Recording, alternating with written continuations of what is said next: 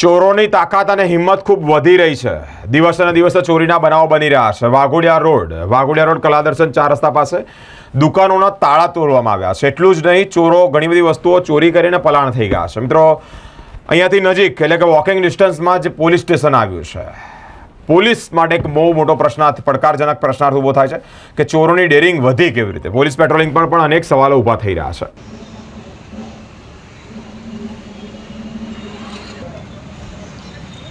મારું પણ રેકોર્ડિંગ લઈ લેજો।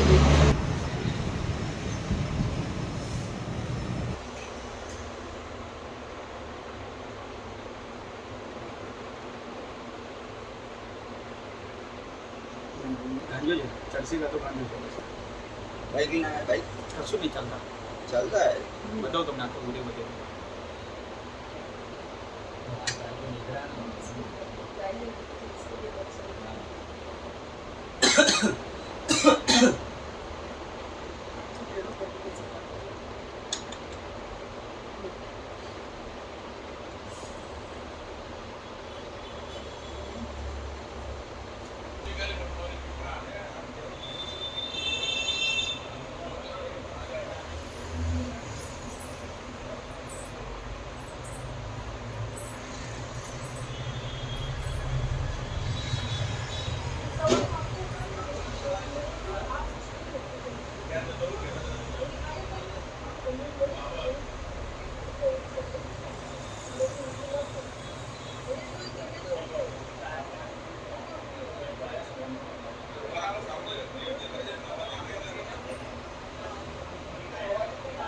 તારીખ 3 રાત્રે અમે 9 વાગે દુકાને બંધ કરી છે। દુકાન બંધ કરતાં 2 કલાક પછી જ એટલે રાતના 11 સવા 11 વાગ્યાની વચ્ચે બે ચોરોએ આવીને લગભગ અહીંથી 7 થી 8 દુકાનોના તાળા તોડ્યા છે, જેમાં 3-4 દુકાનમાં એમને ચોરી બી કરી છે, નુકસાન બી થયું છે।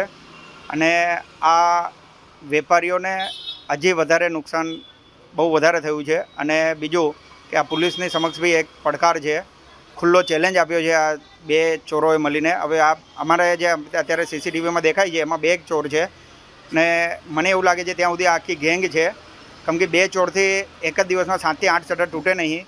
એ લોકોએ પ્રયત્નો તો બધા બહુ કર્યા છે, પણ 2 દુકાનોમાં કે 3 દુકાનમાં એ લોકો સક્સેસ નથી થયા। જે દુકાનમાં સક્સેસ થયા છે ત્યાંથી એ લોકોએ કેશની ચોરી કરી છે, બીજા અમુક જગ્યાએ સામાન વસ્તુની ચોરી પણ કરીને ગયા છે। એટલે મારે પોલીસને એક જ અરજી છે કે પોલીસ આ 3 મહિના પહેલાં બી આ ભાઈના ત્યાં ચોરી થઈ હતી, એમને અરજી લખાઈ છે, પણ હજી સુધી એ અરજીનો કશું નિકાલ આવ્યું નથી। જો આજે 3 મહિના પહેલાં જ આ પોલીસે આ કાર્યવાહી કરી લીધી હોત તો આજે આ વેપારીઓને આ દિવસ ના જોવું પડત। એટલે મારું પોલીસને, કમિશનર સાહેબને એક જ ચેલેન્જ કહેવાનું છે કે આ તમને થોડા દિવસે ધપ્પડ મારીને ગયા છે, કમિશનર સાહેબને થપ્પડ મારીને ગયા છે। આ લોકો ખુલ્લું ચેલેન્જ આપીને ગયા છે કે અમે આ વસ્તુ કરી શકીએ છીએ। અને એક દુકાન નહીં, આજે એક દુકાનની ચોરી થઈ હોય ને તો સમજ્યા કે એક દુકાનમાં એ લોકો સક્સેસ થયા છે। ટોટલ 6 થી 7 દુકાનમાં ચોરી થઈ છે, જેથી કરીને મારું પોલીસ કમિશનર સાહેબને એક જ વસ્તુ કહેવાની છે કે આ ચોરોને અહીંયા નાગા રસ્તા પર દોડાવીને મારવા જોઈએ, પકડીને આ લોકોને સખ્તમાં સખ્ત કાર્યવાહી કરવી જોઈએ। અને ખુલ્લા રોડ પર ચલાવીને જે રીતે પોલીસ એમની અધર સ્ટેટમાં જે કાર્યવાહી કરે છે અને અધર જગ્યાએ જે કાર્યવાહી થાય છે એ રોડ શો કરાવીને બધાને બતાવવા જોઈએ કે આ ચોરો છે, જેથી કરીને વેપારીઓએ આ ચેતી રહે કે આ લોકોથી દૂર રહે। અને બધાને અને પોલીસને ખાસ કરીને કહેવું છે કે 24 થી 48 કલાકમાં જો આ કારકિર્દીને બિરદાવી દે તો હું એમનો બહુ આભાર માનીશ। અને વેપારીઓને બી કહીશ કે પોલીસને એના માટે સન્માનજનક કાર્ય કરે એ માટે બી એ લોકોને બિરદાવે, પોલીસને બી કે 24 થી 48 કલાકમાં પોલીસ એ લોકોને બધાની સામે પરિવાર 4 રસ્તાથી લગાવીને કલાદર્શનની વચ્ચે કે જ્યાં જે ચોરીઓ થઈ છે ત્યાં એ લોકોને નાગા કરીને બધાની સામે લઈ જાય અને બતાવે કે આ ચોરો હતા અને એથી બધાએ ઓળખે। ધન્યવાદ। આપના માધ્યમથી આ જ વસ્તુ હું કહેવા માંગીશ અને પોલીસની સામે જે પડકાર મૂક્યો છે તો પોલીસ એ પડકારને સ્વીકારીને વેપારીઓને સંતોષાય એવી રીતે વર્તન કરે। બનાવનો ટાઈમ છે 11 થી સવા 11 રાતના।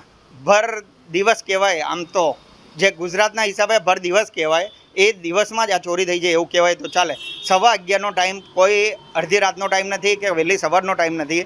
એટલે પોલીસને હું એ જ કહેવા માંગીશ કે જે પડકાર તમને આપ્યો છે સવા 11 વાગ્યાનો રાતનો, એ સવા 11 વાગ્યાના પડકારને જે હેલવીને કમસે કમ આ ચોરોને એક વરઘોડો કાઢે અને બતાવે અને એથી એક બિરદાવે એવું કામ પોલીસ કરી બતાવે।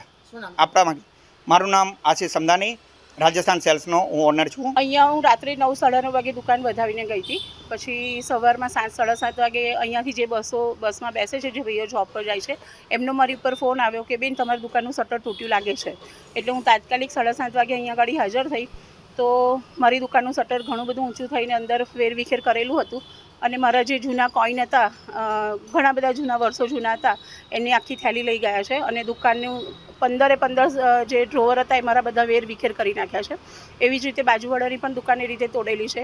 એટલે અમારો કહેવાનો ભાવ એક જ છે કે જનતાનો અહીંયા 500 મીટરના એરિયામાં જ પોલીસ સ્ટેશન છે.